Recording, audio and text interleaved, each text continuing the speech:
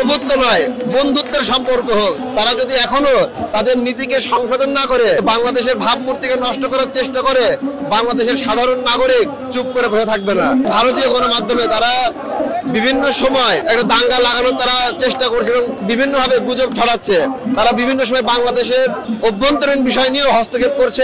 আমরা একটি কথায় বিশ্বাস করি, এখানে মাইনরিটি বলে কিছু নেই, এখানে একটাই পরিচয়, তারা বাংলাদেশের নাগরিক। ভারতীয় গণমাধ্যমে তারা বিভিন্ন সময় বাংলাদেশের যে অসাম্প্রদায়িক দেশ সেটাকে একটি সাম্প্রদায়িক একটা দাঙ্গা লাগানোর তারা চেষ্টা করছে এবং বিভিন্নভাবে গুজব ছড়াচ্ছে। তারা বিভিন্ন সময় বাংলাদেশের অভ্যন্তরীণ বিষয় নিয়ে হস্তক্ষেপ করছে এবং তারা মন্তব্য করছে।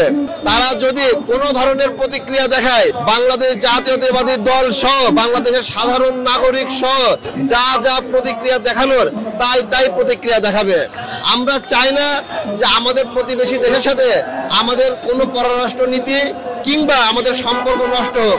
আমরা একটি কথায় বিশ্বাস করি যে প্রভুত্ব নয়, বন্ধুত্বের সম্পর্ক হোক। কিন্তু তারা যদি মনে করে তারা বাংলাদেশকে শেখ হাসিনা সরকারের মতো করে চালাবে, তাহলে এটা তাদের জন্য সবচেয়ে বড় ভুল। বাংলাদেশের সাধারণ নাগরিক এই জন্য যা যা প্রতিক্রিয়া দেখানোর এবং যা যা ভাষায় বলার দরকার, যে প্রতিক্রিয়া যে ভাষায় বলা দরকার, বাংলাদেশের মানুষ সেই প্রতিক্রিয়াতে তাদের বিরুদ্ধে অবস্থান নেবে এবং কথা বলবে। তারা যদি এখনো তাদের নীতিকে সংশোধন না করে এবং বিভিন্ন গণমাধ্যমে ভুল নিউজ দিয়ে বাংলাদেশের ভাবমূর্তিকে নষ্ট করার চেষ্টা করে, বাংলাদেশের সাধারণ নাগরিক চুপ করে বসে থাকবে না।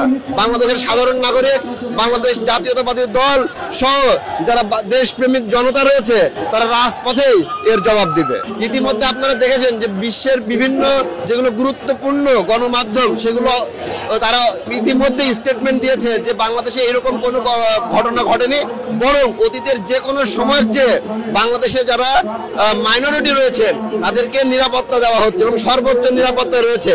আপনারা বিগত পূজা সময় দেখবেন যে বাংলাদেশ জাতীয়তাবাদী দল এবং সাধারণ নাগরিক তাদের প্রত্যেকটা পূজা মণ্ডপে পাহারা দিয়েছে। কারণ বাংলাদেশের জনগণ অসাম্প্রদায়িক চেতনায় বিশ্বাস করে, তারা সাম্প্রদায়িক চেতনায় বিশ্বাস করে না। তারা এখানে মনে করে যে এখানে মাইনরিটি বলে কিছু নেই, এখানে একটাই পরিচয়, তারা বাংলাদেশের নাগরিক, তারা বাংলাদেশি জাতীয়তাবাদে বিশ্বাস করে। এখানে বাঙালি আছে, অবাঙালি আছে, হিন্দু আছে, মুসলিম আছে, খ্রিস্টান আছে, কিন্তু একটাই পরিচয়, তারা বাংলাদেশি। সুতরাং সকলের নাগরিকের যে ন্যূনতম অধিকার, নিরাপত্তার অধিকার, এজন্য আমরা এই বিষয়ে সবাই একমত এবং সবাই এক এবং ঐক্যবদ্ধ। ভারতীয় আগ্রাসনের প্রতিবাদে কিন্তু বিএনপির নেতাকর্মীরা বিএনপির কেন্দ্রীয় কার্যালয় এখানে কিন্তু তাদের হাতে প্লাকার্ড রয়েছে, দিল্লি না ঢাকা, ঢাকা ঢাকা, ভারতীয় আগ্রাসনের বিরুদ্ধে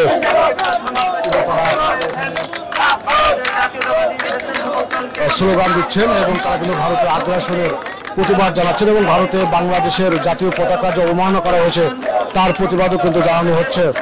এবং এই মুহূর্তে কিন্তু বিএনপির নেতাকর্মীরা